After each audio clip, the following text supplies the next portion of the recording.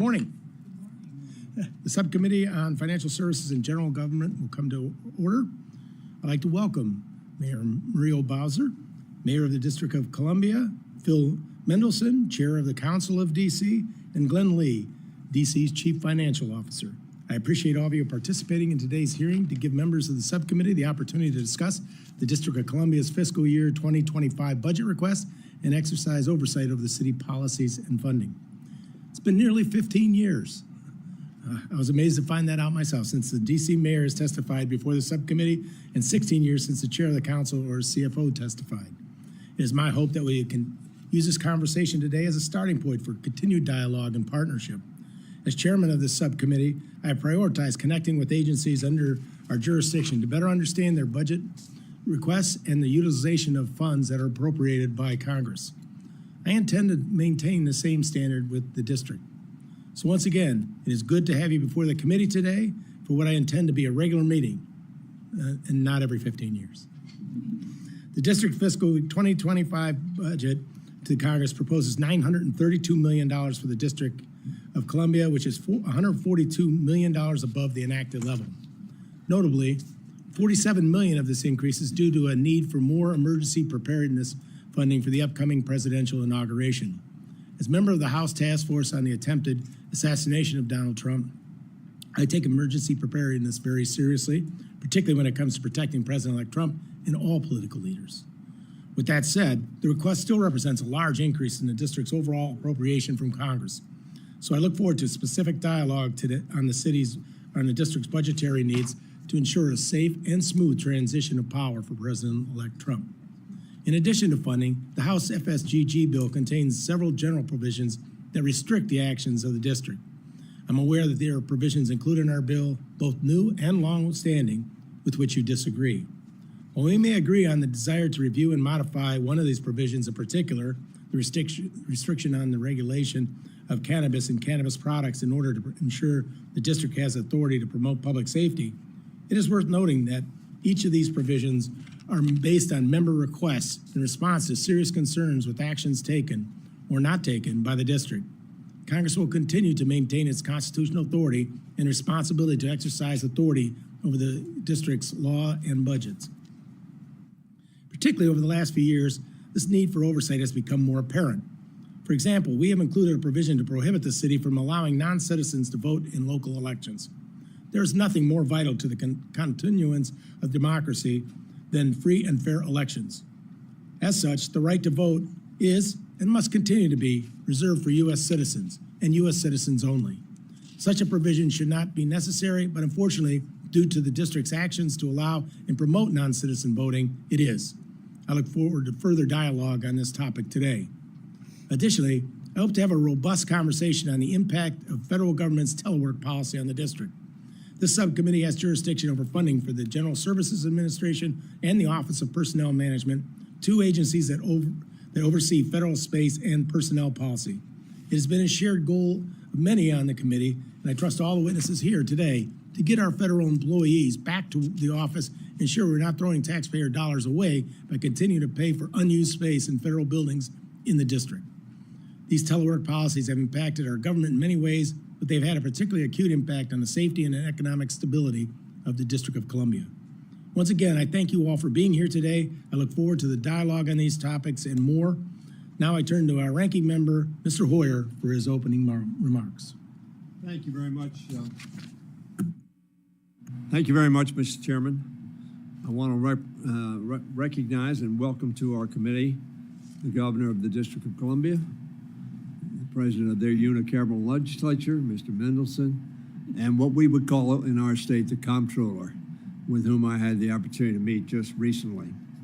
By all accounts, the District of Columbia is in good shape and doing well. The city's finances are in good order. Would that the country were in a similar situation.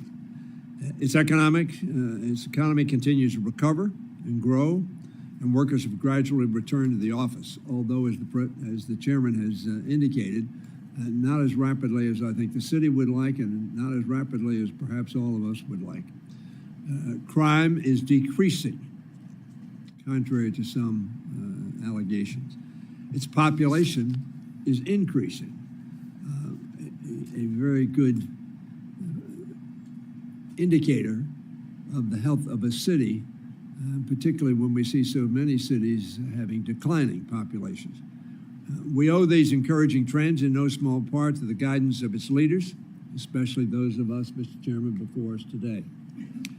Their accomplishments are even more impressive in light of the efforts of some in the Congress to interfere with D.C. home rule, which posited that democracy is critically important and that the District of Columbia, as it relates to its city and its operations, should have, and the Congress adopted this, the President signed the premise that they ought to have home rule and not be simply have the Congress as an overseer.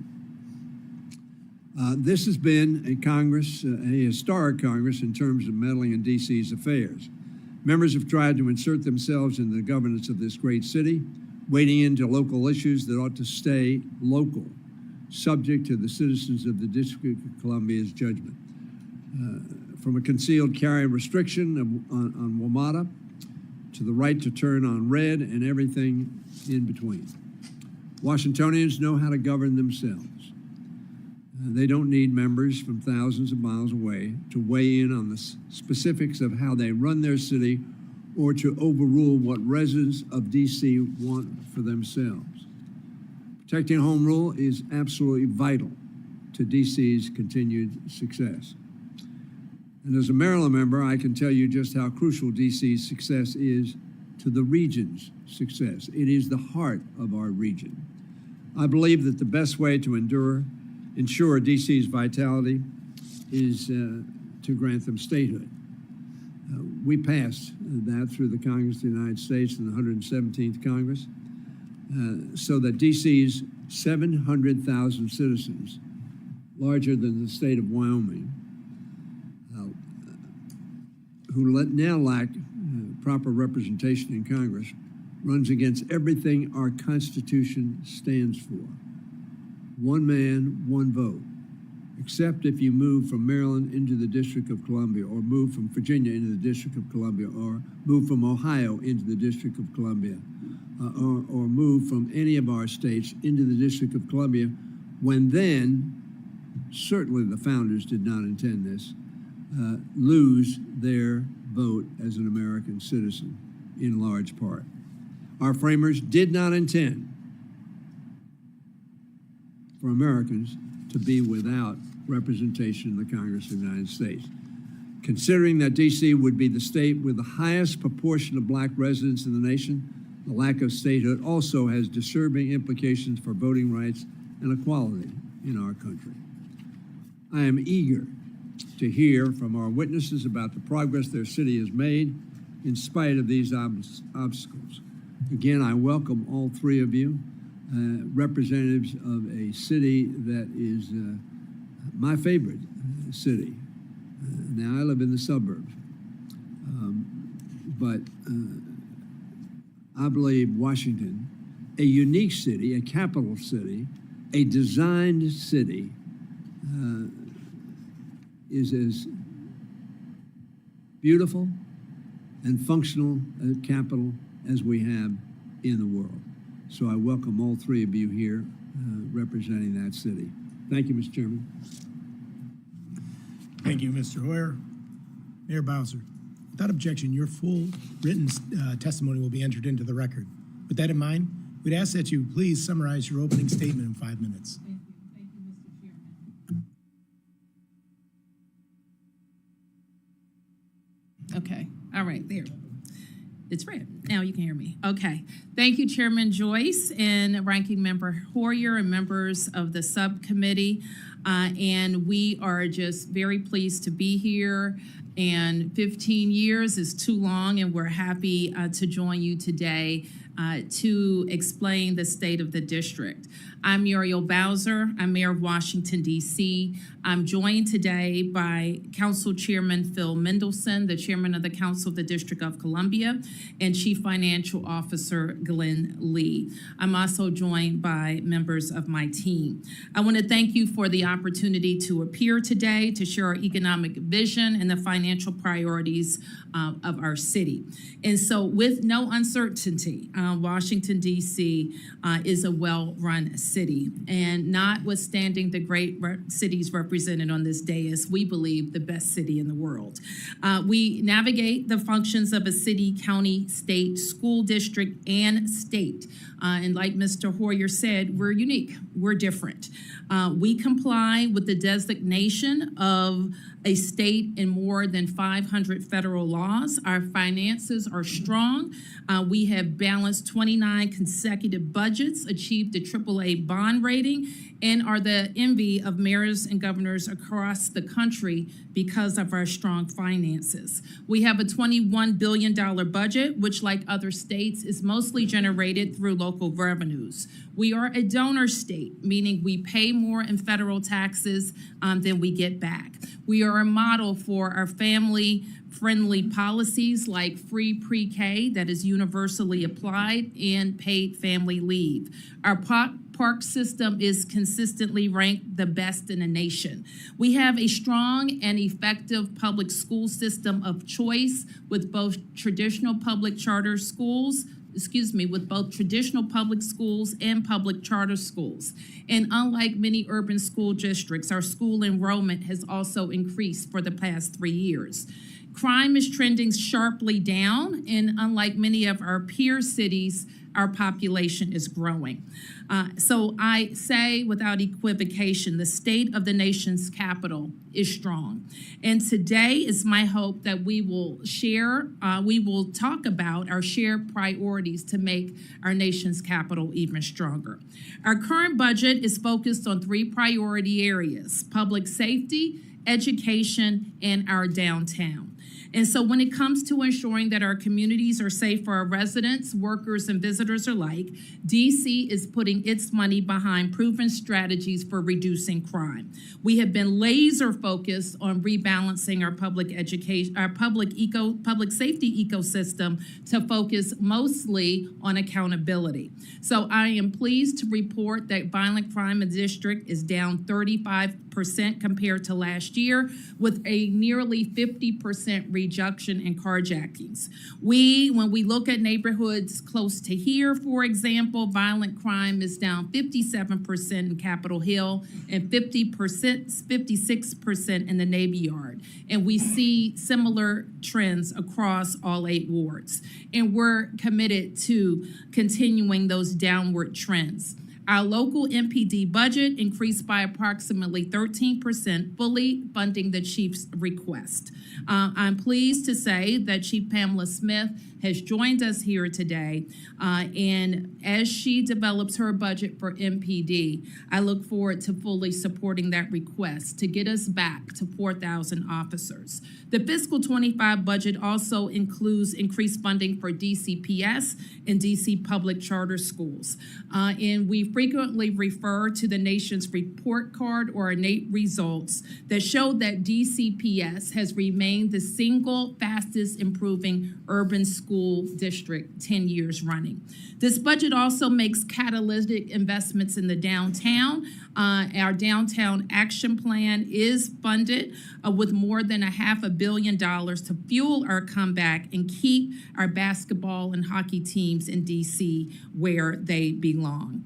So we have prioritized efficiency savings as well over the last several budgets. I'll mention a few. We've left no stone unturned in looking for good government efficiencies, including eliminating vacancies, negotiating better contracts and leases, consolidating IT purchases, eliminating outdated technology, and even turning off devices that we are no longer using. We made the tough decision to discontinue a local bus service called the DC Circulator and double down on our investments in WMATA, in Metro. In doing so, we know that we are investing in America's subway system and making sure that we are attracting our riders back. In fact, Metro has made a remarkable comeback. It is a vital part of the National Capital Region's infrastructure, and we look forward to working with the committee on ways to invest in Metro. Over time, Mr. Chairman, but I look forward to talking to you about how our tourism has come back, how our emergency planning fund is so critical to the safety of the inauguration transition in the nation's capital. Thank you, Mayor Bowser. Chair Mendelson, without objection, your full written testimony will be entered into the record. With that in mind, we would ask for you also to please summarize your statement in 5 minutes. Thank you, Mr. Chairman. Chairman Joyce, Ranking Member Hoyer, members of the subcommittee, thank you for inviting me. Last week, I submitted a lengthy statement, which I'm summarizing today. I want to highlight 3 issues. First, fiscally, the district is a model for other states and cities. Second, even though Congress has imposed fiscal burdens. Third, we seek statehood in part to improve our fiscal situation. First, the district is a financial model because our police, fire, and teacher pension system is 99.5% funded. Our OPEB fund is fully funded. Actuarial assumptions for each are conservative. Our reserve funds are at or near the gold standard of 60 days cost of operations. We have an independent chief financial officer. Our budget is based on the independent CFO's revenue estimates. For 29 years, we have adopted balanced budgets and ended each year with a surplus. Balanced. That includes both the forthcoming fiscal year as well as a 4-year financial plan. No other jurisdiction can boast all of this. Moreover, while Congress decreed that our borrowing can never exceed 17% of annual expenditures, we enacted our own law that limits borrowing to 12%. And while Congress requires us to maintain 2 reserve funds, we enacted our own law establishing 2 additional reserve funds. We also are requiring, through local law, increased utilization of pay-as-you-go financing of capital projects in lieu of borrowing. Further, we require long-range capital planning, and the Chief Financial Officer has developed a capital asset replacement scheduling system to bring greater discipline to our 6-year capital budget. Financially, this district is healthy, and our revenues are consistently growing, despite challenges such as a largely teleworking federal workforce. We are a leader in public education with almost $3.3 billion in the budget. Our teacher salaries are competitive. Our charter school sector is robust. We provide universal pre-K education. On a per capita basis, we are a leader in funding the creation and maintenance of affordable housing, a difficult task in an expensive market. And in each of the past 4 years, we have fully funded our police department's efforts to retain and attract police officers in a market where jurisdictions across the country have struggled with recruitment. Right now, retirements are at their lowest in a decade, and our recruitment classes are growing in size. However, we have had to overcome federally created impediments. First, our relationship with the federal government is expressly cited by the Wall Street ratings agencies as a risk factor. Congress's inability to adopt appropriation acts on time, fights over the debt ceiling, the too often threats of a government shutdown. These federal problems increase our cost of borrowing. Second, nearly half the land in the district is federal or international and therefore tax exempt. The total foregone tax revenue for this is estimated at over $2 billion. Unlike many states, the district receives no federal payment for this. Third, the prohibition on taxing income at its source. We are the only jurisdiction with the inability to tax income at its source. The foregone revenue could be significant, but here again, there is no federal payment to offset this congressional prohibition. Fourth, Congress perennially refuses to fully reimburse the district's police department and related agencies for public safety expenses directly related to the federal presence. The district willingly protects public safety, but was unreimbursed a total of $83 million in the past 4 years. For fiscal year 2025, the House would appropriate $20 million less than is needed for emergency planning and security, such as the police. And then Congress adds riders to its appropriation bill for the district. Most damaging is the prohibition on our regulating the sale or distribution of recreational cannabis. This rider dates back a decade and is responsible for a black market estimated at over $600 million annually. Over half the states permit recreational cannabis, but we are the only one that cannot regulate it. This is an urgent matter since, as time goes by, not only will it be more difficult to displace the illegal businesses, but in the meantime, the illegal gifting stores attract violent crime due to their cash-only nature and the illegality of their activity. Our police try to shut down the illegal stores, and the United States Attorney declines to prosecute. The congressional rider has had a negative impact on public safety. Other riders, such as proposing to prohibit automated traffic enforcement, will not only impact our budget, but will facilitate reckless driving on our streets, including red light running. These are just some of the reasons you hear district residents and leaders demanding statehood. I know this Congress is not receptive, but statehood would give the district financial stability, remove counterproductive impediments, and improve our ability to control the public fisc. Finally, my longer submitted statement ends with a list of opportunities for Congress and the district to work together. They include additional measures that would improve public safety, such as adequately resourcing the United States Attorney for the district, adequately funding our courts, confirming the appointment of our judges, and enabling the mayor to call out the National Guard. I appreciate this opportunity to testify, and thank you for the invitation.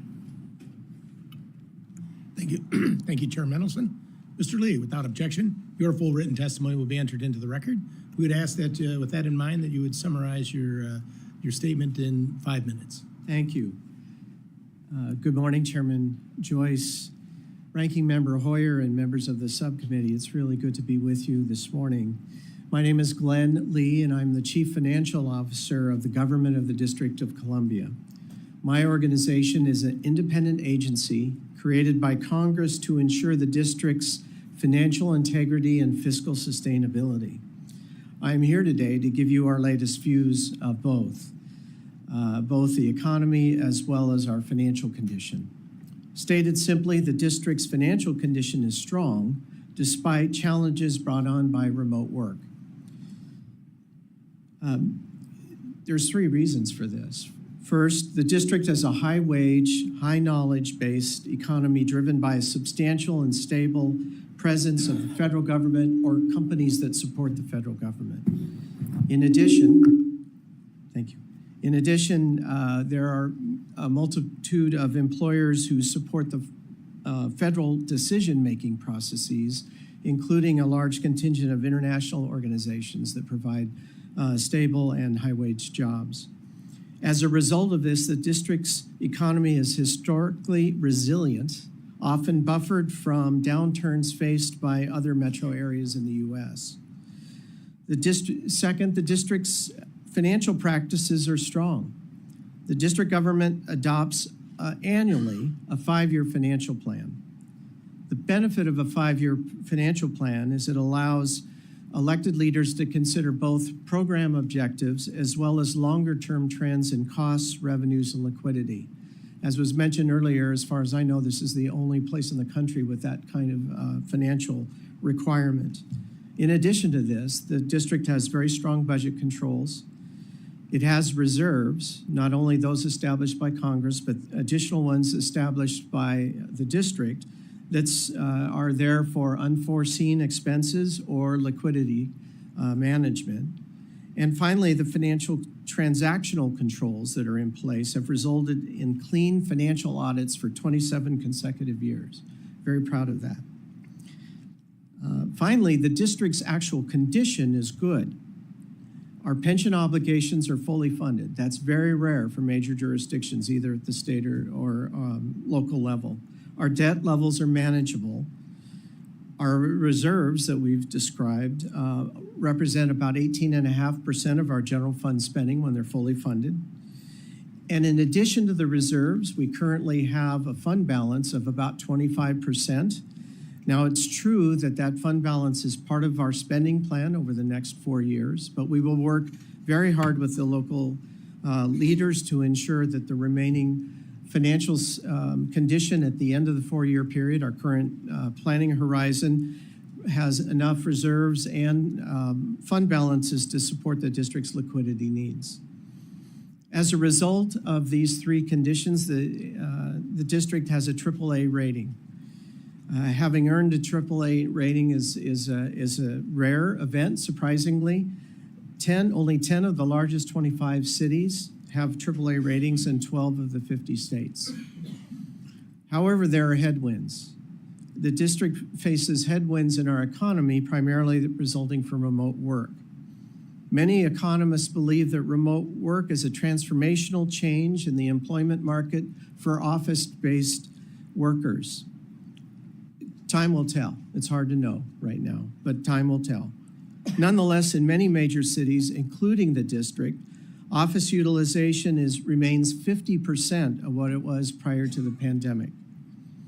For the district, this means that on any given day, there's 100 to 250,000 fewer people commuting in the district to work in our offices. Fewer workers means less economic activity, which ultimately leads to lower tax revenue growth. In fact, our current forecasts estimate our revenues will grow at maybe slightly above the rate of inflation over the next 4 years. This is in stark contrast to rather robust growth prior to the pandemic and even the couple of years after the pandemic when the economy was recovering. A slow growth environment will lead our elected officials to do any of the following combination of items. First, slow the rate of growth, and you heard the mayor describe some of the initiatives adopted in our last budget, increase taxes or other revenues, and implement economic development initiatives that increase the tax base significantly in the long run. In conclusion, the district's high-wage, historically resilient economy and its current sound financial condition position the district leaders well to manage the district through economic headwinds, both those we know about and those yet to be seen. Thank you very much, and I look forward to answering your questions. Thank you, Mr. Lee. We'll now begin our questions. Each member will have 5 minutes for their questions and answers. When the timer turns yellow, you will have 1 minute remaining. First, I will recognize myself. In the fiscal year 2025 congressional budget requests, the city requested $97 million for the emergency planning and preparedness. $47 million of that request was allocated for expenses surrounding the upcoming presidential inauguration.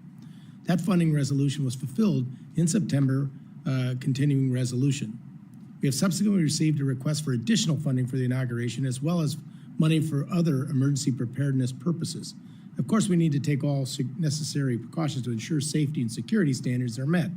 While funding for police, fire, and emergency medical services and Homeland Security make up the bulk of that request, the funding request is a significant increase from what was requested in 2021. Mayor Bowser, can you explain the additional funding needs in more detail? And is every dollar requested intended for reimbursing federal expenses related to the inauguration? Mostly it reflects increases in inaugural costs, but also all of the costs that MPD incurs because of our special federal status and how we support the federal government. So the Metropolitan Police Department is our local DC police, and we support the Secret Service on movements of dignitaries.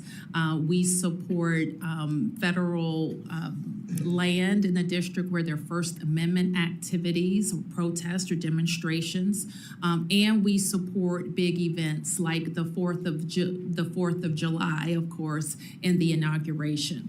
What we've seen since 2021 that you reference, in 2021, we had about 524 such events.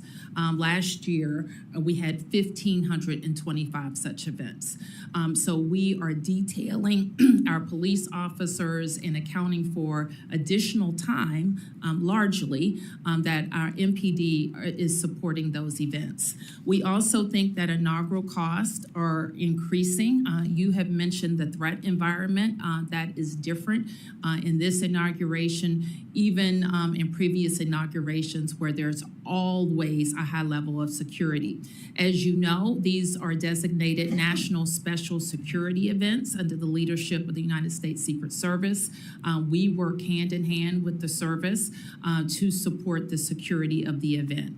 Our expectation is even that the additional $3 million that we have requested is based on the costs that are coming in. And I'd like to have you expound on how is the city partnering with Capitol Police, Secret Service, and other federal law enforcement to ensure the safety and security of President-elect Trump, Vice President-elect Vance, and all those who will be in attendance at the inauguration? Yes, so the National Special Security Event structure is led by the United States Secret Service.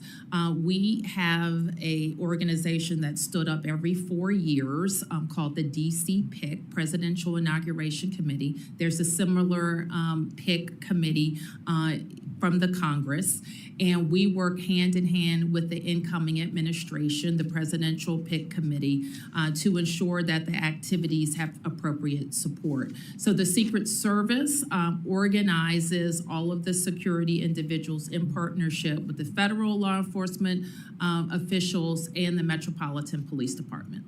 At this point, is the city prepared for the inauguration, particularly in terms of having enough police and security officers? And how many memorandums of understanding have been signed with other jurisdictions for an increased police presence for 2025? Do you know by any chance the number of jurisdictions?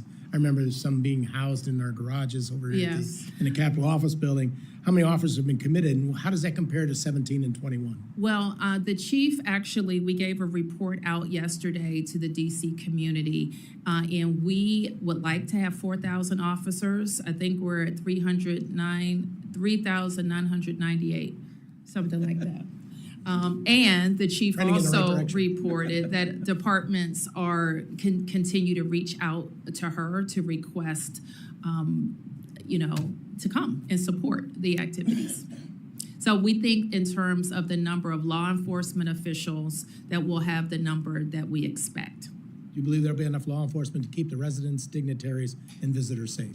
We are certainly going to work through the process, work hand in hand with Secret Service to make sure that any unusual threats, we don't have that type of intelligence at this stage, and we will work to make sure that we have local law enforcement to support the Secret Service's security plan. I realize I'm about out of time, so I'll now recognize the distinguished gentleman from Maryland, Mr. Hoyer. Thank you very much. Let me ask you a question as a follow-up to the chairman's question. Obviously, substantial expenses were incurred in 2017, January 6th in particular. Can you tell me the status of the payments that have been made to the District of Columbia to reimburse the added expenses that the security events since January 1, 17 have occurred? Have you been fully reimbursed? We haven't been fully reimbursed for the inaugurals, and I'm looking now to make sure I know the difference.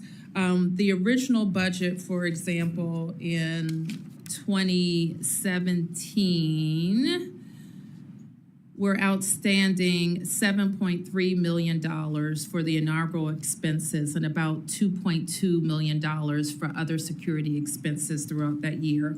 Does that include the January 6th? January 6th would be in 2021, and we are outstanding $6.2 for the inaugural expenses, and the other expenses, $21.2 million. So somewhere in the neighborhood of $40 million in that round figure have not been reimbursed by the federal government. Notwithstanding that, obviously those were federal events, essentially. Yes. Thank you. If I may, in my statement, I noted the total for the past 4 years is $83 million that we expended that was not reimbursed. 83 million. For the 4 years. So that's part of the expense that you incur because we are the federal government. But for that, probably would not have incurred those particular expenses. You'd obviously have public safety expenses, but not those particular increases. Right, that's correct. And they were not anticipated, of course. They were not anticipated. Let me ask you something. In 2016, you had a referendum on statehood. 86% of your residents voted for that. Citizens, I presume, Yes. voted for that. Can you explain that high percentage? Well, yes, Mr. Hoyer, and in fact, since, that was 2016, I became mayor in 2015, and we were very intent on changing the conversation around statehood, and part of our campaign included rewriting our Constitution, including talking to all of our residents in a constitutional convention and going back out to the voters. And what we explained was the only way to really secure DC autonomy, to make sure that we can speak for all of the residents without interference, is statehood. You've explained already that our population is greater than 2 states. We take care of ourselves. We have addressed constitutional concerns that have been raised regarding DC's admission as a state. And so the House has passed, approved DC's admission 2 times. We've also achieved greater support from our surrounding jurisdictions, including your support, Mr. Hoyer, for statehood for the district. Thank you very much. As a country, we, of course, support very strongly self-determination of peoples around the world. Yes. In my view, this is a particular example where our principles are not being pursued in a way that reflects that 86% of the people of this jurisdiction, the District of Columbia, or the state of Washington, Douglas, Yes. would be manifested. Yes. Mr. Chairman, I think we really ought to do that. I want to observe, first of all, you're correct, I'm sure. For 15 years, we have talked about the District of Columbia on the floor about none of the funds can be used for this, that, or the other. But for 15 years, we have not given them the opportunity to appear before the Congress of the United States and state its case. So not only do we not honor home rule, but we don't honor our responsibility that we discuss hearing from the jurisdiction that is most affected by our decision with reference to the District of Columbia. I have 10 seconds remaining, so I will yield back the balance of my time. Thank you, Mr. Hoyer. The chair will now recognize Ms. Hinson from Iowa. Thank you, Mr. Chairman. Good morning. Good morning. Madam Mayor, Chair Mendelson, and CFO Lee. Thank you so much for coming before our committee today to answer our questions and talk about the budget. It goes without saying, but one of my top priorities is safety and security for Iowa families. That applies when they come here to the Capitol as well. And when we're hearing from families who are coming here to the Capitol to visit not only our facilities here, but the national monuments as well, we're talking a lot about, obviously, the inauguration coming up in a couple of weeks. Making sure that they can come here and return home safely is a top priority. And while I appreciate that your testimony today outlined some steps that you are taking to improve public safety, I think that people are still concerned about the level of violent crime here in the city. And while we have seen that decline, last year was the district's deadliest in more than 2 decades. It's down, but it's still unacceptably high, is what I would say. So what is your message to Americans who are coming here, who want to be safe and visit the nation's capital, but still knowing that that crime is very, very high? Well, what I would say, and thank you, Congresswoman, is Americans are coming to the district every single day. In fact, people from around the world are coming to the district every single day. Last year, we broke records in terms of our visitation. We exceeded the pre-pandemic levels, and we had the highest level of visitation in the District of Columbia. So I know that Americans are enjoying the museums. I know that they are taking advantage of our wonderful wonderful hotels, great transportation network, going to our restaurants and seeing our shows. We share, however, you will never hear anybody say more loudly than me that any level of violence in our city is unacceptable. We've worked very hard to rebalance our public safety ecosystem following the pandemic that disrupted it in very fundamental ways. And I think that our focus on accountability and driving down crime and people having illegal access to guns and using guns has been very important. We do, when we come and speak to members of the Congress, and the chairman highlighted it and I highlighted it as well, we could use some help. As you know, we're different. We have federal appointments to our courts, and we have no ability to replace vacancies on the court.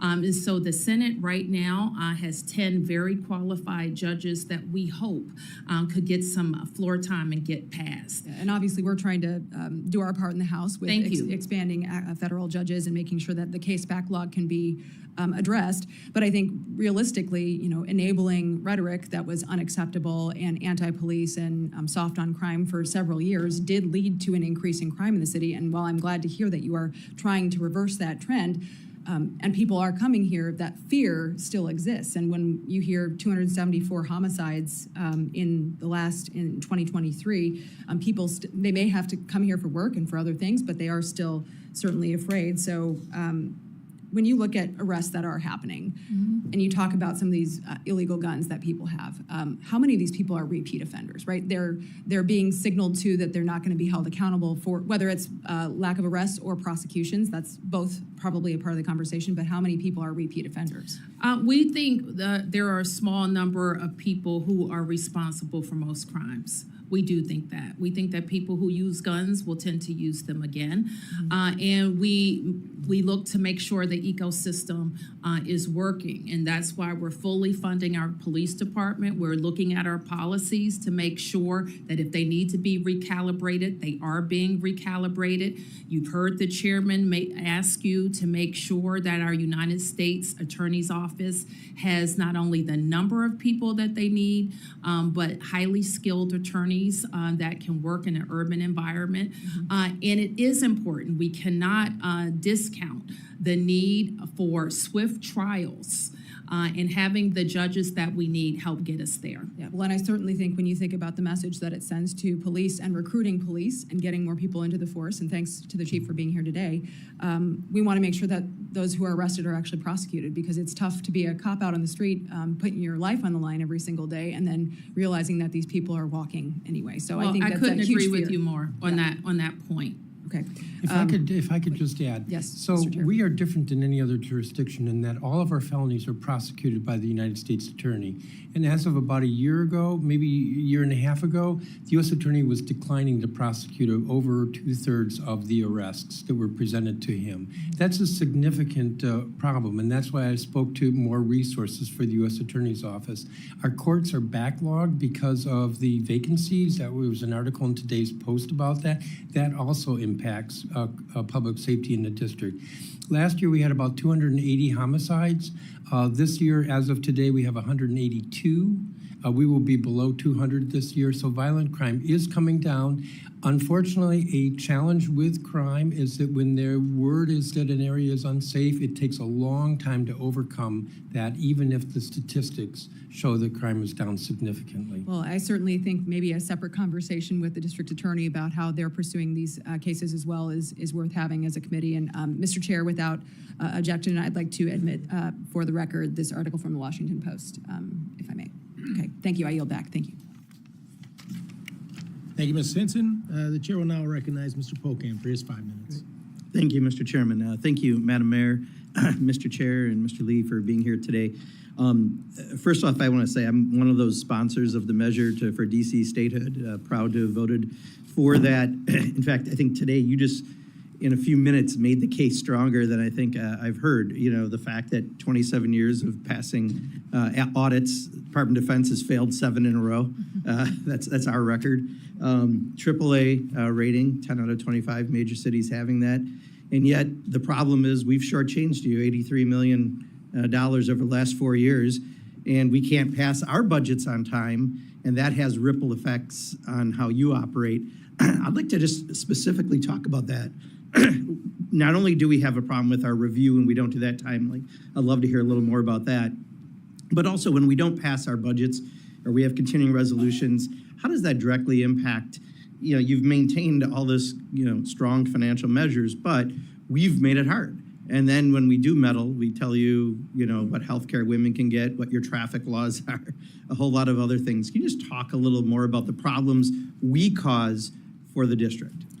Well, first of all, we have and we are able to continue the operations of the district even if the Congress has a discussion whether you're going to continue the operations of the federal government. So that we've been able to separate ourselves with your help from that discussion. Still, it creates a lot of anxiety if there is a discussion in the city about if the Congress will continue to operate. We have the businesses that work with the federal government and Congress concerned. We have some contractors who won't get paid. We have then people who won't get paid, who live in the district, Maryland and Virginia and other places for the federal government.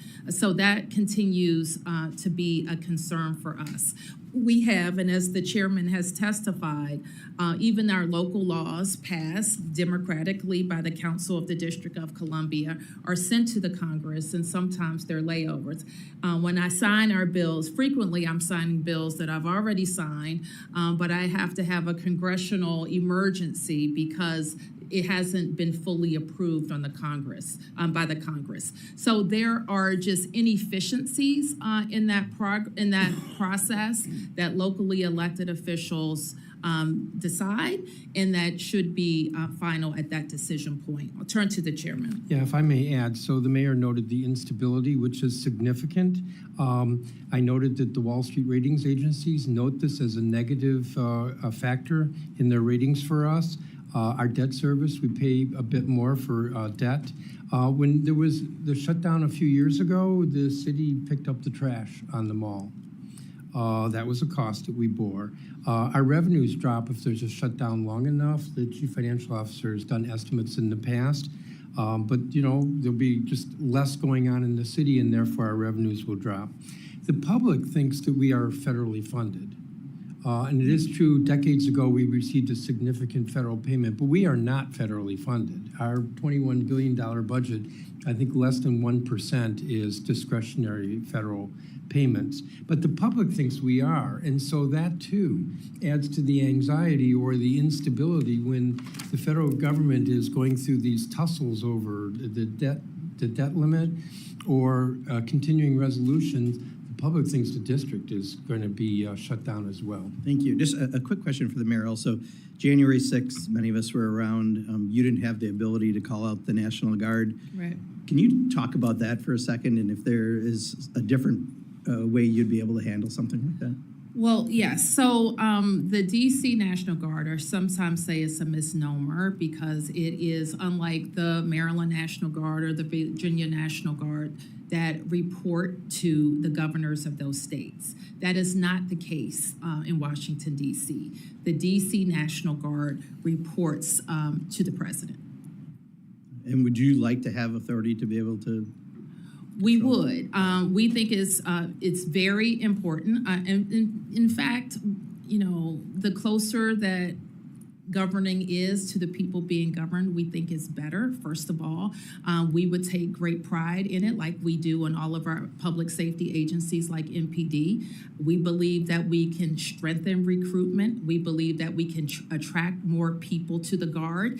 And we think it's necessary to be more nimble in cases of emergency. Thank you. I'll yield back my 1 second. Thank you, Mr. Pocan. We now recognize Mr. Edwards for his 5 minutes. All right, thank you, Mr. Chair. Mr. Mendelson, you testified that I believe it was the federal attorney refuses to prosecute marijuana-related crimes. Was that my understanding? That's basically what I said. Right. What actions, if any, has the council taken to urge the federal attorneys to prosecute crimes? We've been quite public about it, that a key factor in reducing crime is prosecuting people when they're arrested. I think the U.S. Attorney was very embarrassed by the Washington Post article that was a summer ago. It showed the declination rate around 2/3 of the cases presented. The declination rate has improved, so they are prosecuting more cases. But we rely totally on them for the speed of trials and whether to even try in the first place. And so I'm specifically interested in the prosecuting the crimes for marijuana-related Yes. incidents. Is that to Yeah, what so you're- my testimony referred to the fact that when the executive, MPD, goes out and shuts down a store and an illegal store and refers it to the U.S. Attorney's Office, they're declining those prosecutions. And so, again, can you be more specific in what calls you have made to the U.S. Attorney to prosecute those crimes? Discussed it mostly publicly. I think I've discussed it over the last couple of years privately with the U.S. Attorney. I mean, they don't come under us. And so we don't have the ability. You know how frustrating oversight can be, but we have no oversight authority over the U.S. Attorney. And so are you saying publicly right now that you had rather see the U.S. Attorney prosecute marijuana-related crimes? Yes. I was referring specifically to the stores, but yes, more broadly. When there's a major drug case, I think they prosecute. But we're talking about these, I call them pop-up stores that do this illegal gifting. They don't have a license. They're selling, in fact, they purport to be selling cannabis. Typically, it is laced with other drugs. It's actually dangerous to human health. And when they have been closed down, because we have started to close them down, there will be other drugs that are found. And it's a real problem, and they're just not getting prosecuted in the courts. Well, I appreciate your stance towards seeing more prosecutions in D.C. Thank you for that. Mr. Lee, in your testimony, you mentioned that slow revenue growth requires elected officials to reduce growth in spending, increase taxes, or encourage new economic development pathways to expand the tax base. Which of these three avenues have you recommended to the D.C. leadership, and have they taken any of those recommendations? I think I used the word "and." It takes all three to address slower revenue growth. I appreciate that our role is to support the mayor and council with financial transaction management, constructing a budget. They are responsible for determining each of those sets of policies, whether it's cost growth in programs, what revenues to execute or not, or what deductions we manage in the management of taxes, and certainly economic development initiatives. Now, clearly, we have a wealth of information and tremendous expertise, and we routinely help both the executive and the council assess different programs for a variety of reasons, whether it's program effectiveness or efficiency. And we're happy to do that. Thank you. Ms. Bowser, 10 years ago, in 2014, there were 3,961 sworn officers and 105 homicides. Today, there are 3,159 sworn officers, and so far this year, there have been 180 homicides, 800 fewer officers, and 75 more deaths. What's changed in the last 10 years, and what, in your opinion, can be done to reverse the trend that we're seeing here in the district? Well, thank you, Congressman. I'm pleased to say that is not as low as you report, is 3,266 officers. And I would point to 2 years where we were unable to hire police. And we would also point to our trajectory and investments necessary to get there. And we are prepared to make those investments in our upcoming budgets. We've also been very focused on making sure that we have a policy environment in the district where police want to work. And what we are finding is that that's happening. Police look to the district and know that they're policing in a city, and they're also supporting the federal government. They like the fact that they're working in an urban environment, but also have opportunities for high-level detective work. So we think that we have made the policy changes, the investments in recruiting, the competitive salaries to attract officers. All right. Thank you. Mr. Chair, I see I'm out of time, so I'll yield. Thank you, Mr. Edwards. And just to clarify, Chair Mendelson, the District of Columbia has agreed or okayed the sale of cannabis. It's been not allowed because of the direction of some member of Congress or a directive from Congress? Correct. So what you're hoping is that the people who are doing it illegally and creating the black market that you said it was how many million? 600 million, that's actually a figure from a couple years ago. So there's a $600 million black market that's operating because what you wanted to do isn't allowed to because of something that the federal government, a directive from one member, has managed Correct. to put into. So if we could regulate, then we would have a regulated market, and that in turn, if we do it right and it's competitive, would largely put the black market out of business. You'd But also without be- a regulated market, there's just recreational cannabis. People just go to illegal stores. And you'd be able to tax the legal market and create another funding source for the district. Yes. Now, I didn't mention that because in my view, that's not the primary goal here. Understood, but versus having to expend money to go after Correct. the folks who are doing it illegally, you'd be able to at least get something from it. But the U.S. attorney won't help you or assist you in going after those illegal ones who are selling stuff potentially laced with fentanyl or other bad things. Correct. Thank you very much. Mr. Chairman, might I just add, I want to be clear that the Metropolitan Police Department, along with our commission that regulates medical cannabis, is involved in a campaign right now to shutter illegal shops. And since they have been active in that space, we have issued dozens of citations and closed 14 illegal shops. And we will continue until we make sure that all of the businesses that are operating in the district related to cannabis are legal. And I commend you for doing that, and also that crap that they're selling at gas stations to Yes. underage kids. Yes. That is also illegal. I'm sorry. I'll get off my soapbox. Mrs. Torres, we recognize you for 5 minutes. Thank you, Chairman. That was a very important topic also. I want to also welcome you, Mayor Bowser, Chair Mendelson, and Chief Financial Officer Lee. Thank you for being with us here today.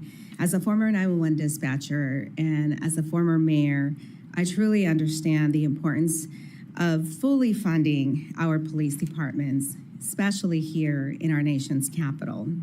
I cannot even imagine the work that you have to do with your hands literally tied behind your back, having Congress question and authorize your every single move.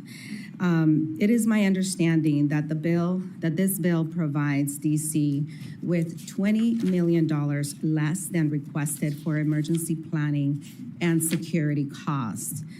According to the bill report, emergency planning and security costs cover public safety efforts to provide support for the United States Secret Service and to respond to terrorist threats and attacks.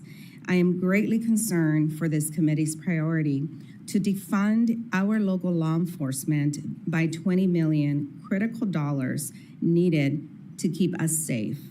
On January 6, 2021, when a violent mob of insurrectionists attacked our nation's capital, it was DC police who answered our call for help. Let us not forget that there was a real attempt to hang the Republican vice president of the time. After January 6, Congress should have learned our lesson about supporting DC's safety protocols. Once again, I am deeply, deeply troubled by this bill defunding the DC police. My questions are, I'd like to hear more background from you. Can you provide insight into how underfunding emergency planning and security costs will impact public safety in Washington, D.C., and your ability to support our Capitol Police during a time of urgent need? Well, it affects our public safety ecosystem across all 8 wards, because what the chief of police will always do is fully deploy our police where needed. So if we're underfunded from what it costs us to do that from the federal government, it necessarily means that it's coming up from someplace else in our budget. Our budgets have to be balanced. We do have the ability to tap into our emergency reserves, but we also have to replenish those emergency reserves. So we cannot run at a deficit. So if we have $80 million over the last 4 years to support the federal government that were not reimbursed, it means it could have come from transportation, it could have come from schools, it could have come from supporting our local businesses and economic development. So it came from someplace else. Including training the first responders that we need to support our nation's capital. Without fully funding emergency planning and security costs, how will DC prepare for the large upcoming security events? And I know you've covered a little bit of this, but from a very personal perspective, let me just share with you, when I attended Donald Trump's inauguration, I was wearing a vest, I was wearing a dress, and I was, my guest was an elected official from my community. When I attended Joe Biden's inauguration, I was wearing a bulletproof vest and accompanied by a security guard. We cannot allow for this to happen again. So how are you tying, the knots and ensuring that we have the support that we need? Well, we're very confident in the United States Secret Service, who is the leader of all national special security events. As you know, I requested, and it was approved, that the January 6th, your proceedings here on January 6th, have now been designated a national special security event, also under the command and control of the Secret Service, which was different than the January. Which means more overtime costs for you. It could mean more overtime costs for us, for sure. And that's why, when we're talking about reimbursement, we're not suggesting that if this isn't all sorted out by January 20th, that we're going to short our support to the Secret Service, because we're going to be there. Thank you, and I yield back. Thank you, Ms. Torres. We'll now recognize Mr. Womack. Thank you, Mr. Chairman. Just a point of clarification before Ms. Torres leaves. Does she need to correct the record on a statement you made a minute ago about this committee defunding the DC police? This committee will ultimately support the budget that we're proposing, and this committee is proposing $20 million. Does this budget defund, as you say, the District of Columbia Metropolitan Police Force? Absolutely. It defunds the Metropolitan Police Force by $20 million in preparedness dollars that they need. I think there is a difference between saying we're defunding something, that's a declarative statement that suggests that we are taking all funds away from law enforcement in D.C., and that is simply not true. Simply not true. So I personally would like for the record to be clarified on that. I won't belabor the point. I want to thank the panel for being here today. My first question is for the Chief Financial Officer. There's been a lot of discussion about work from home as it concerns the federal government. And a significant percentage of the federal government continues to work from home. I don't think there's any question that because there are nearly 800,000 jobs in the District of Columbia and less than half of those jobs are filled by people who live in the District of Columbia. That is correct. That a significant number of people who fill jobs in the District of Columbia are working from home based on federal policy. This has to concern anybody associated with DC government, because if you're working from home, you're not commuting, so WMATA is automatically affected, likely, bus service, transit services, those kinds of things.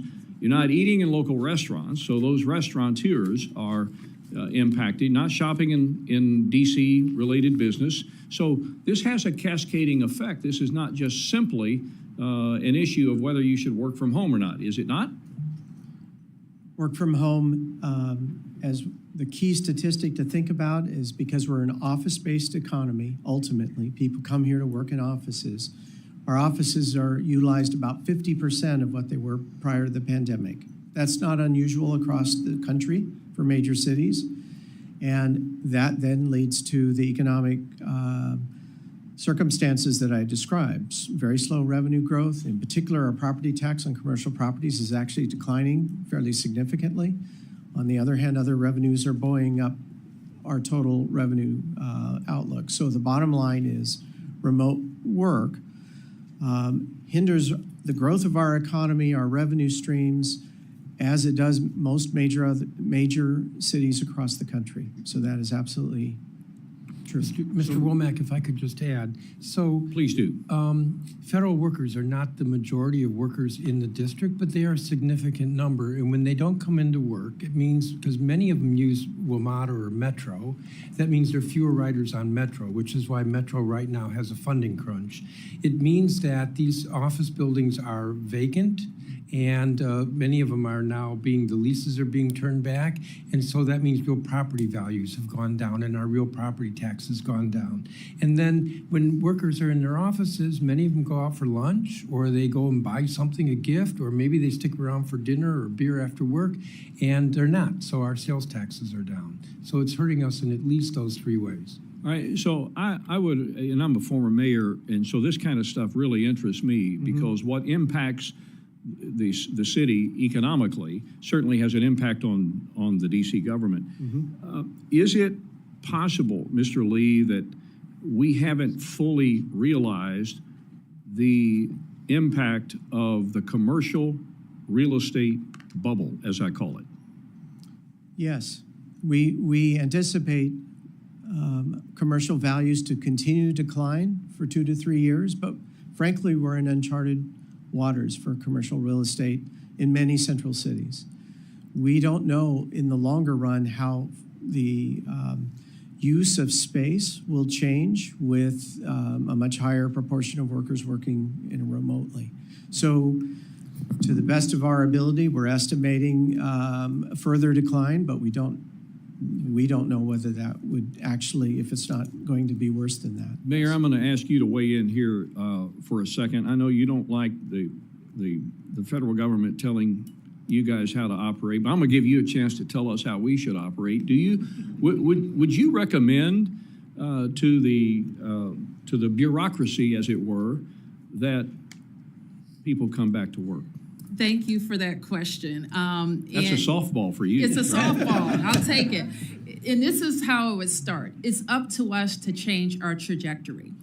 So the CFO's responsibility is to estimate out over several years. And I think his estimates suggest that we haven't hit the bottom in commercial value decline. And maybe we would in a couple of years. But I take that as a challenge for our team to change our trajectory. The biggest thing that the federal government can do is have a centralized return to the office plan. It can be done. We did it. We have 37,000 employees in the District of Columbia. They came back to the office in June following the pandemic. We have a 4-day per week in-person policy. And quite frankly, the federal government's disparate policies, if you work for the IRS is this, if you work for energy is that, if you work for Treasury is something else, is problematic, not just for the federal employees, but also a lot of the private sector who say, this is what they say to me, we'll come back 5 days a week when the feds come back 5 days a week. And so we need a centralized policy that makes sense. And all of the things that my colleagues here have suggested will improve. But more than that, Mr. Womack, it's also important for us in the National Capital Region to say we're proud to host the federal government. We've built for many decades an infrastructure that supports a productive American workforce. And so we want to also have a very thoughtful conversation about how those federal agencies in the National Capital Region make sense for American productivity. I appreciate the response. In the vernacular of softball, you hit that one out of the park. Thank you. I yield back. Thank you, Mr. Womack. Now recognize Mr. Bishop for his 5 minutes of Thank you questions. very much, Mr. Chairman. Thank you, Mayor Bowser, Mr. Lee, and Chairman Mendelson for your appearance today. I'm a strong proponent of home rule. Mayor Bowser and Mr. Lee, the House FSGG bill includes several policy provisions which either prohibit or restrict district funds from carrying out certain laws and policies. These laws and policies include abortion, reproductive health, vehicle emission standards, and even whether drivers are permitted to make a right turn at a red light. Broadly speaking, how do these provisions impact the day-to-day operations of the district government? And what impact do they have on the ability of the district to support and encourage economic activity? And I have a second question I'll give you now.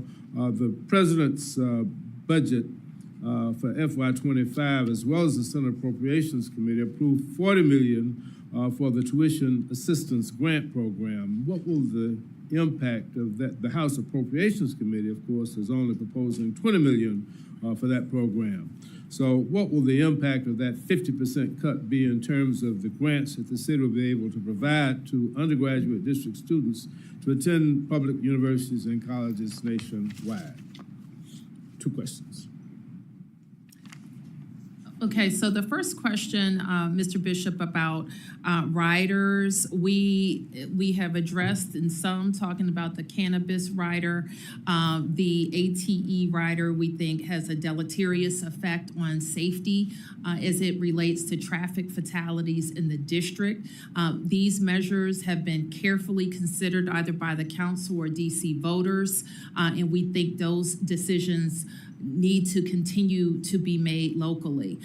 The cannabis regulation, Mr. Mendelson has already talked about, but it's so important that we emphasize that a tax and regulatory scheme helps us promote safety for adult use. And to your point, Mr. Joyce, the voters did not approve non-adult use of possession or use of cannabis in the district. So it remains illegal for juveniles to use or possess cannabis in the district.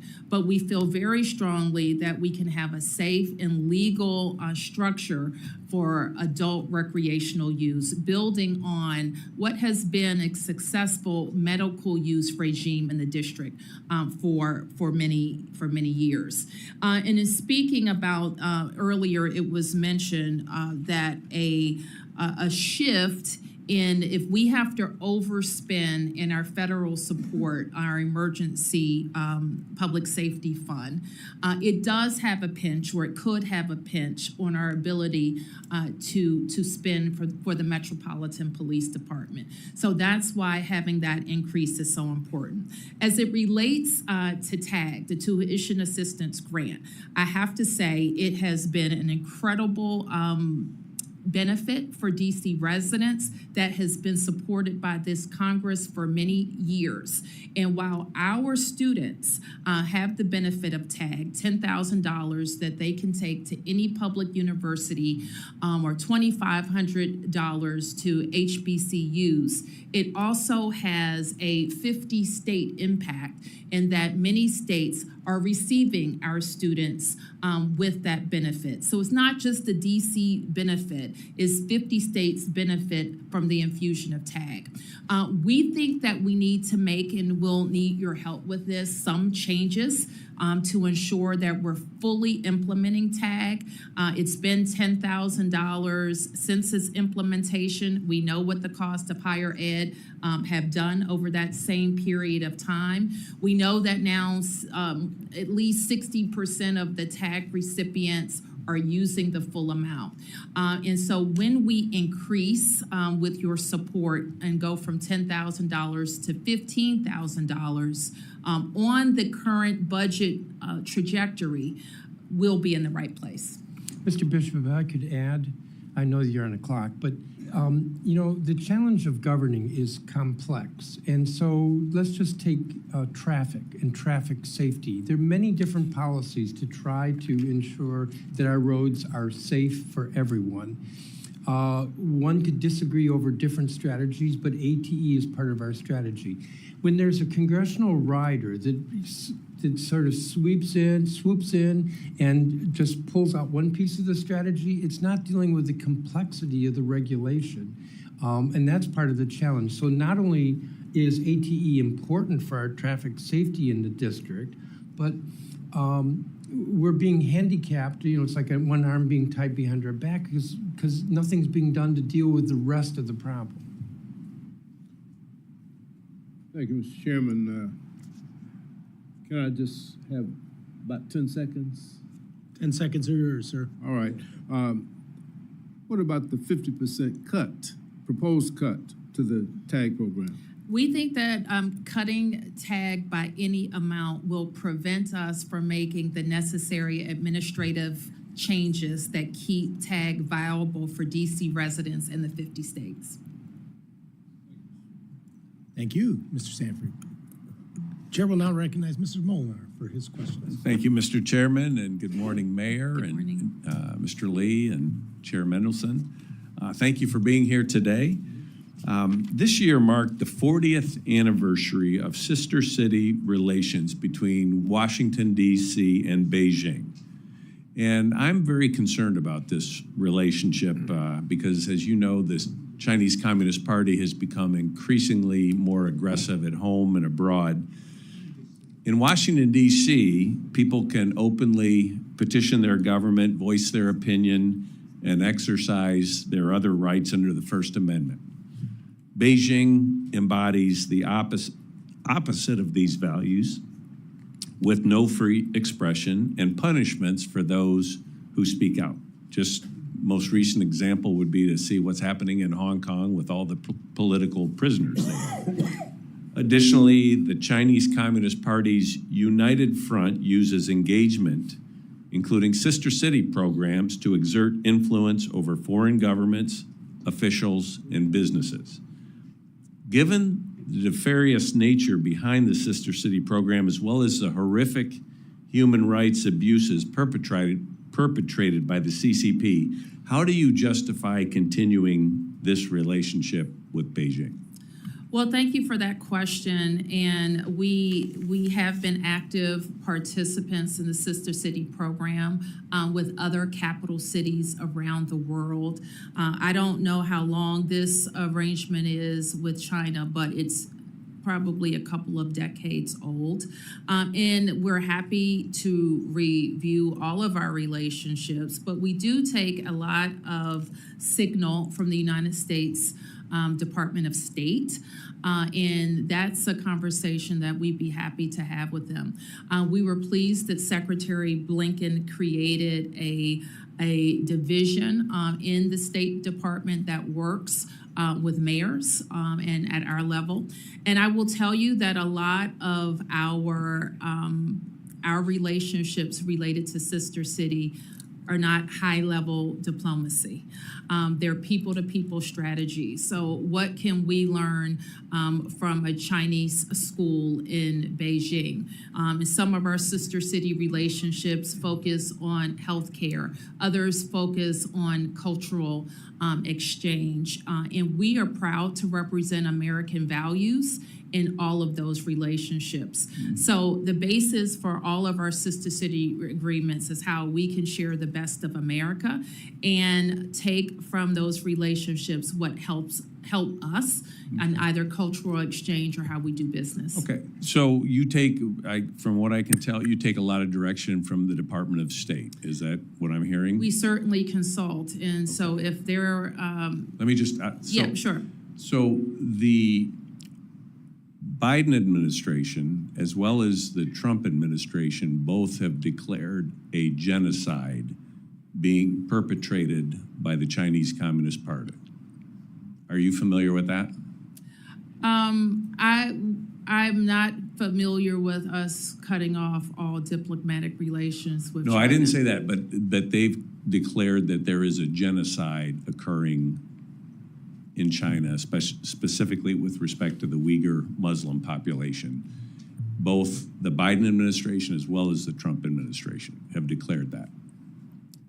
As I said, I will be happy to review that in the context of what the basis of our relationship is. Okay, I appreciate that because it gets even more complicated because throughout Washington, D.C., the propaganda arm of the Chinese Communist Party is distributing their China daily newspaper, and they have it in boxes all across the city. Are there regulations that determine what can be placed in different places around Washington, D.C.?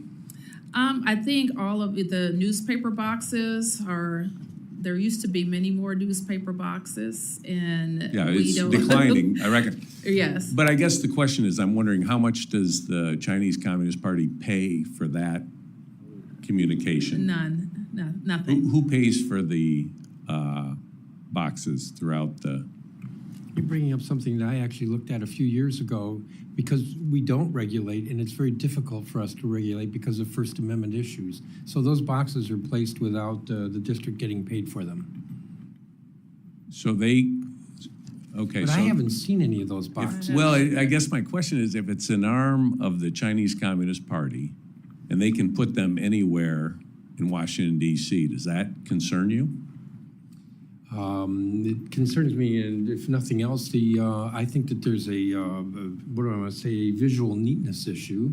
I know you're getting at content. Content is very difficult for us to be able to regulate. But I guess, Mr. Chairman, if I might have a minute more to explore some of these. All right, thank you. So do you believe that the Chinese Communist Party has First Amendment rights here in Washington, D.C., similar to what other? Well, I hate the way you phrase it, but I think the simple answer is that we as a government cannot discriminate based on content, whoever is saying whatever they're saying. Okay, all right. Just one last question. In Michigan, my home state, we had a Chinese national, because we had same-day voter registration there. We had a Chinese national vote in the election illegally, and the ballot was never able to be retrieved, and so you had an illegal vote cast by someone of a foreign government representation. And Washington, D.C. offers same-day voting. You're also allowing people only to demonstrate that they're residents rather than citizens to vote. How would you protect federal elections? Because we contribute $500,000 towards federal, election grants for D.C. How would you prevent a Chinese national from voting in a federal election here in Washington, D.C.?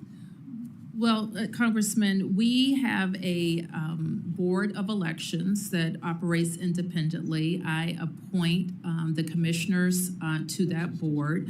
I'm very proud of the way that they administer elections, and we've had a lot of reforms to the process that have opened up the franchise of voting, which we think is helpful to how we produce local policy and run our government.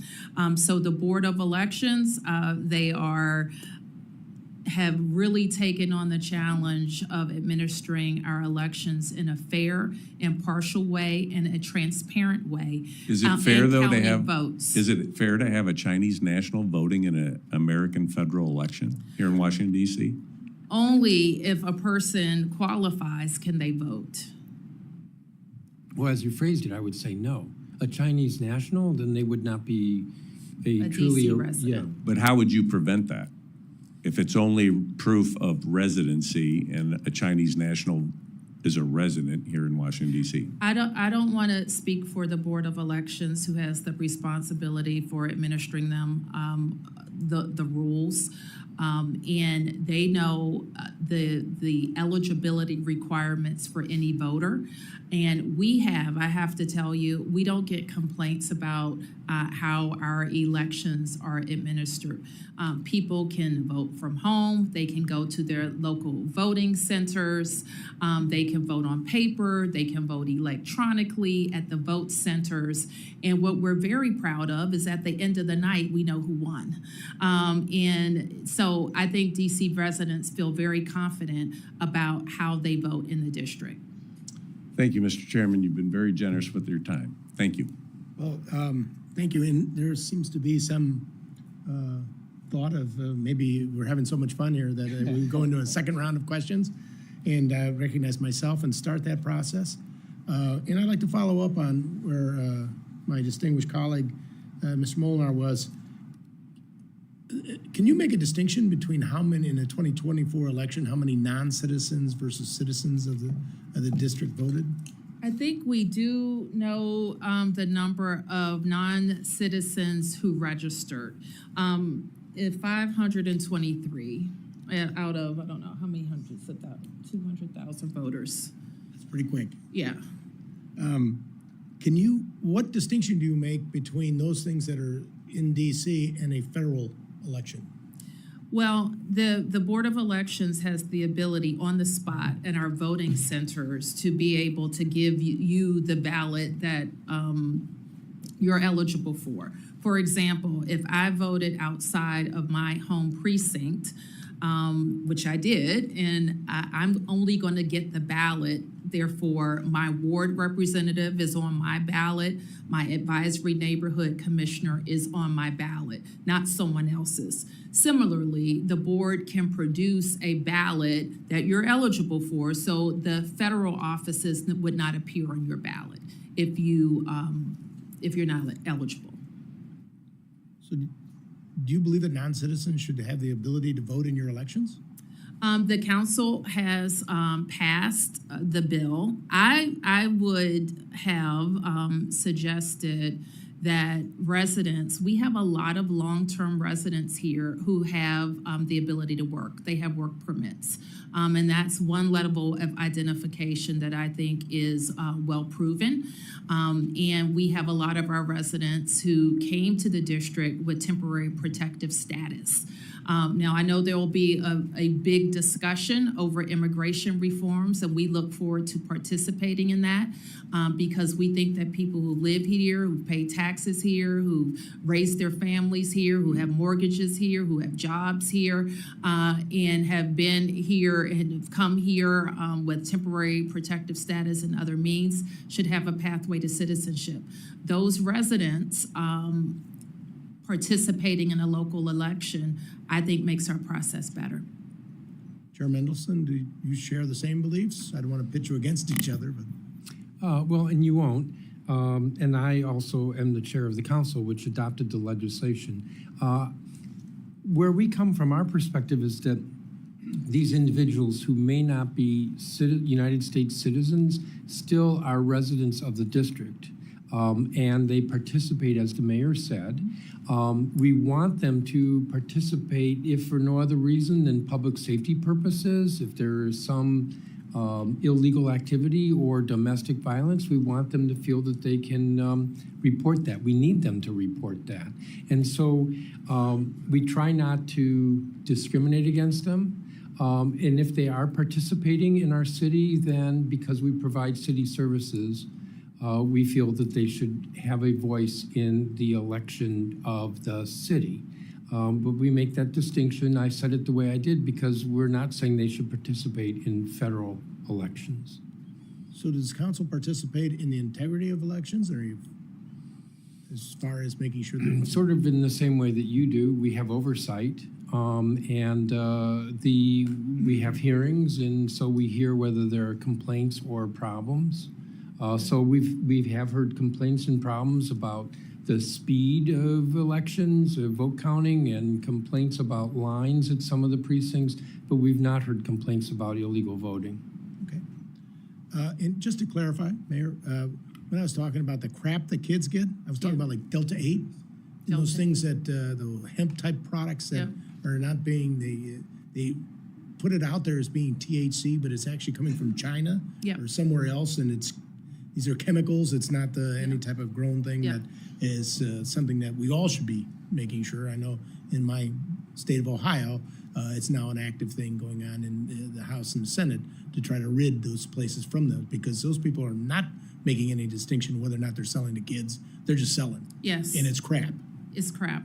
And I totally agree with you on that. We've been fighting all types of synthetic substances that have been sold. And some, like, is not only crap, some of it is deadly. Right. And so we know we don't want our kids or adults buying off market where we can't assure the authenticity of the product.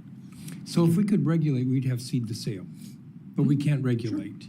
Where there have been enforcement efforts against these illegal gifting shops, there's sometimes been testing by the government, and we have found almost always that there are other substances mixed in with the cannabis. And we've also, as I mentioned before, found other drugs that are being sold in those establishments.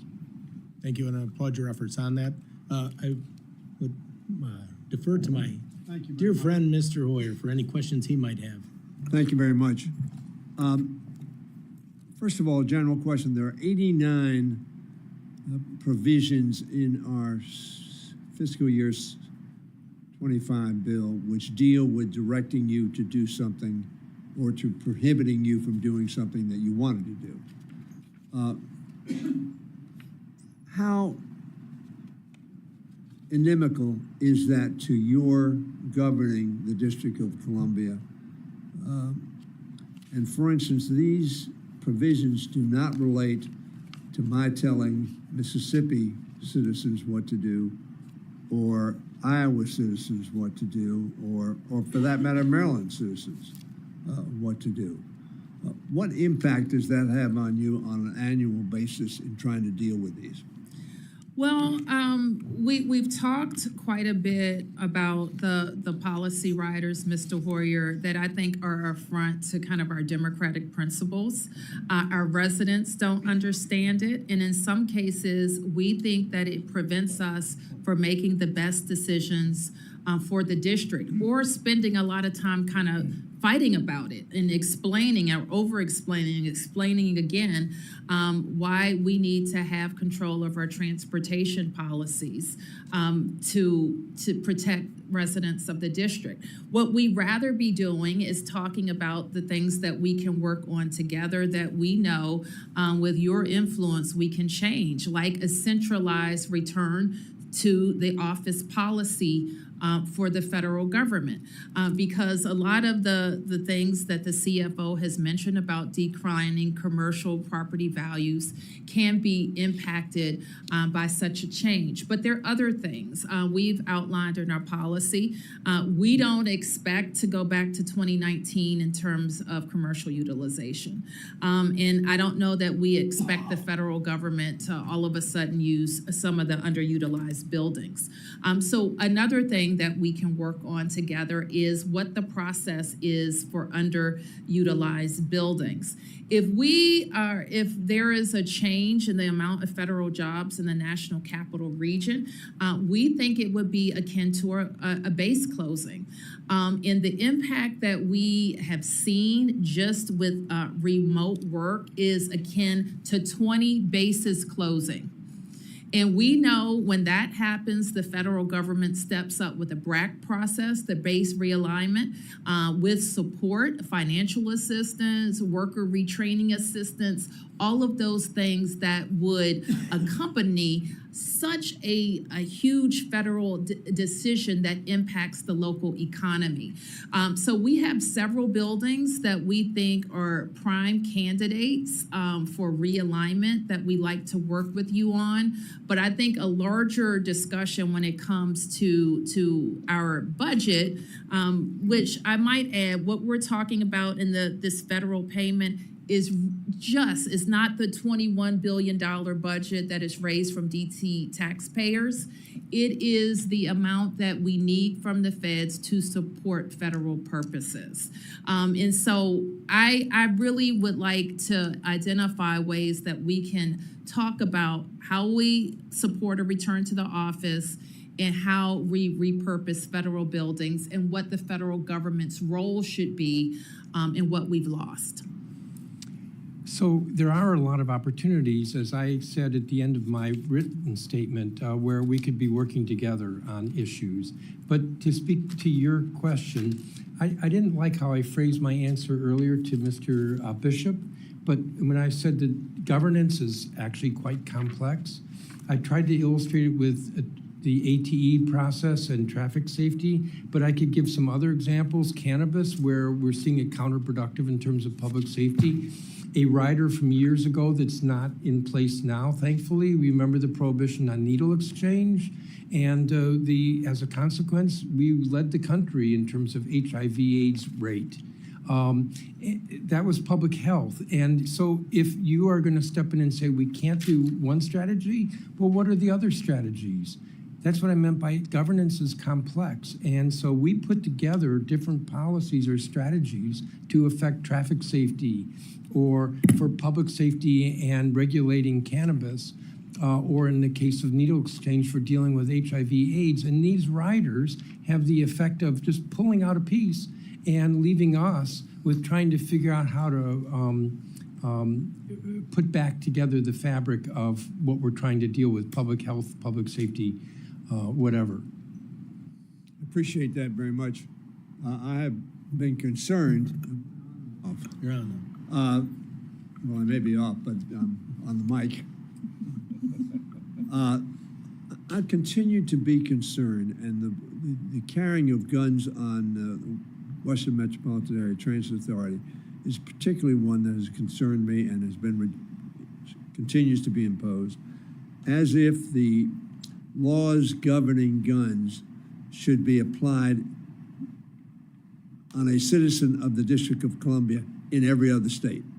So that if the District of Columbia were more narrow or more broad, that would be applicable in the receiving state of the citizen. If you get we have a lot of people come here. Uniformity of laws would be, I think, very helpful in this regard, so that everybody coming here would know what the rules are. You're coming to the nation's capital, or you're going to New York City, or you're going to LA, or you're going to Chicago, that their rules would be applicable, as opposed to us, in effect, imposing on the District of Columbia rules that we like better than apparently the citizens or the governing body of the District of Columbia like and think are furtherance of the public safety. I tried to stay away from gun control issues because I know it's a hot button issue, but I think you're touching on that. When I chaired our Judiciary Committee, I realized that most folks who have guns are law-abiding. They're people we don't have to worry about. But there are folks who are not law-abiding, and that's what we're trying to figure out how to deal with, which is why we have the regulations we have. And I totally get it that folks who are in Wyoming or Western Michigan grew up with guns, they understand guns, they know gun safety. Those are not people who live in urban jurisdictions. And so that's just another area where, well, if Congress is going to step in, well, how do we deal with the greater complexity of gun violence? How do we ensure that our homicides go from 190 this year, that's where I think we'll end up, down to 100 as opposed to going up? Thank you. Thank you. We'll move on out to Ms. Henson. Thank you. If we want to have a conversation about concealed carry reciprocity, I think Iowans would be open to that. And we have a lot of big cities in Iowa. I would invite you to come visit Cedar Rapids, where I live. It is a great town, and we have great, safe people who respect our gun safety laws in Iowa. Mayor Bowser, I want to come back to a conversation again we've had about remote work for employees. I want to thank you for highlighting the importance of an in-person federal workforce. We had before this committee several administrators come in and testify they had work from home policies that required people to only be in the office one day a week, which is frankly unacceptable. And Congress has passed the Show Up Act, so we actually tried to take action on that to force people back. So I think that you'll see some action on that, hopefully in the next Congress, where there will be a change there. So are you ready for that? I guess is the next question, because when you think about all, if those people are required on January 20th to show up to work, what's that change going to be like for the city?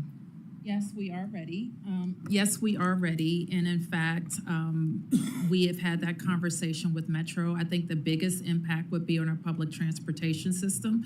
And unlike some places, Metro has leaned into frequency, leaned into more and optimized bus routes so that we are prepared to carry our workers, visitors, and residents. Speaking of changes coming in the next Congress, you talked about immigration reform and working with Congress on that, but I think it goes without saying there is going to be some deportation activity happening. Are you planning to comply with ICE detainer orders should those come to your police department? We will follow the law. Okay. Does the city's funding request reflect all your needs for enforcing that and following those laws?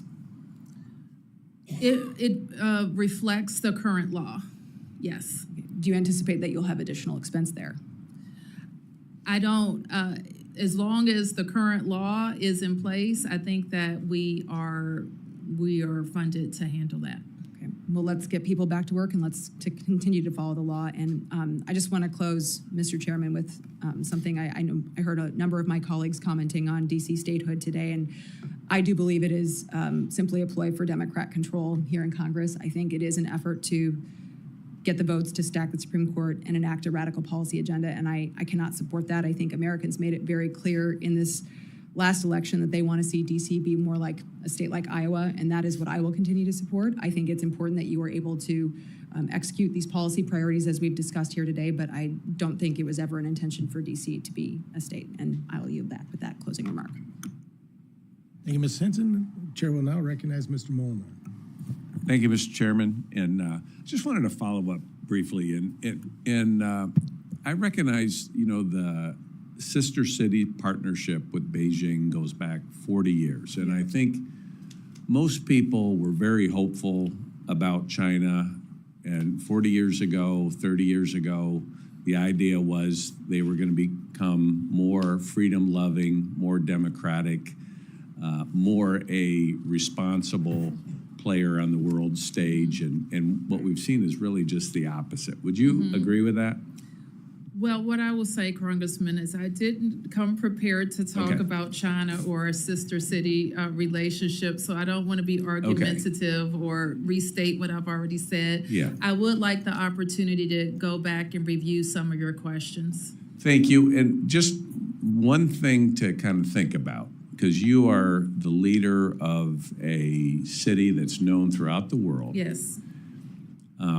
I don't think you would have had a sister city relationship with Pretoria, South Africa during the apartheid regime. That would be an assumption on my part. I don't think you would have had a sister city relationship with Berlin during Nazi Germany. I think those are fair assumptions. I guess the question I would ask for you and the council to consider is, are Beijing's actions consistent with what should be our nation's capital and a sister city relationship? And I think those are fair questions. And as I sit here, one way I would approach it, and I haven't in the 10 years I've been mayor, but my staff will tell you I'm very, and these are the words I use, stingy with our sister city relationships. We're called on multiple times throughout the year. Ambassadors, mayors come to my office and ask to be sister cities with us. I think that I maybe have added 1 or 2 new relationships in 10 years. So we take the responsibility very seriously. And the thing that I might consider as I sit here, but again, I want to review it, is just instituting on a schedule, a review process of those relationships to check in on the status of it. Okay. I think that would be a reasonable way to approach it. Okay, thank you. Thank you. And I yield back. Relatively painless, and I know that our time is up. I know you've had much fun here, but Yes, it's good. with that, some of the members on the committee may want to submit questions for the record. And so we'd ask that please submit any questions for the record for the subcommittee staff within the next 7 days. With that, I'd like to thank you all for you, being Mr. here Chairman. for your time today. And we're going to do this again. So we're not going to do it every 15 years. We're going to do it again. And to all you who came to support, the people that you have here are witnesses today. Thank you for being here today and your input. It's not often we have such a full gallery and when it comes to meetings like this. So thank you for being here as well. And with that, the subcommittee stands adjourned. Thank you. Thank you. Thank you. Thank you, Mr. Chairman. Thank you.